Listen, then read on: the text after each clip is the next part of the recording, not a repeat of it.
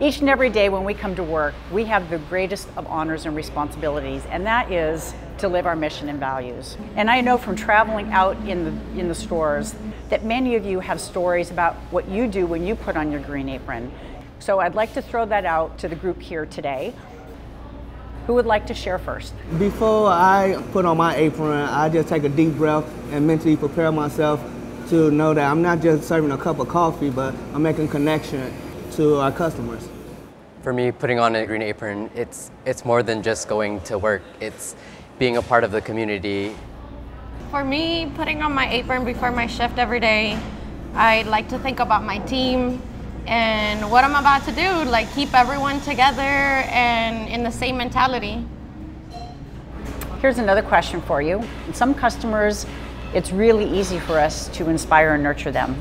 And some customers make it a little bit more difficult. Tell me some of the things that you guys do in your stores when we have maybe a more challenging situation and a customer that needs a little bit extra love. I had a customer recently come in and everybody was scared to make her drink. And I said, I'm gonna make her drink today. I'm feeling good. I feel like I can make the foam she's asking for. And handing her that drink, and when she took the first sip, was just so delightful to see. She said, I've gone to every store. I've told everybody what my drink is. You just took the time to hear what I was saying. You heard me. When I first started working there, I had to deal with difficult homeless customers all the time. I had to reevaluate the way that I approached those scenarios with my customers by remembering that when I was in college, I ended up being homeless for about a year, sleeping on a park bench and showering in the gymnasium just to be able to attend my classes on a daily basis.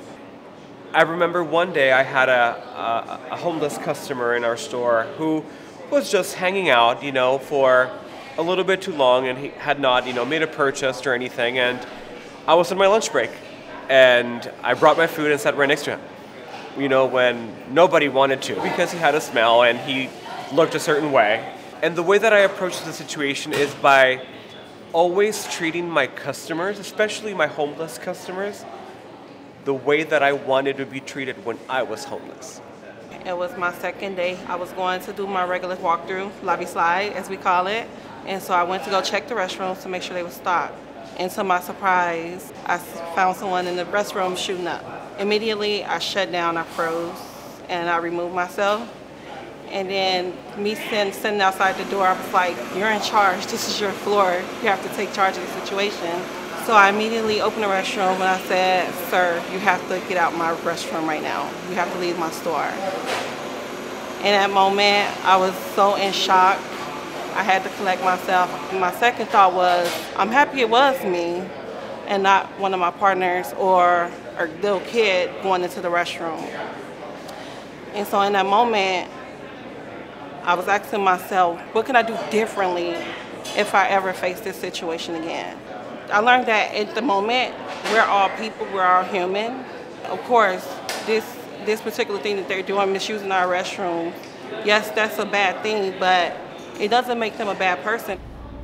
I think you guys shared some great examples of the responsibility when you put on your green apron to inspire and nurture each other and inspire and nurture our customers, and the challenges that you face and what you've learned and how you listen and how you show up as a human being, helping another human being.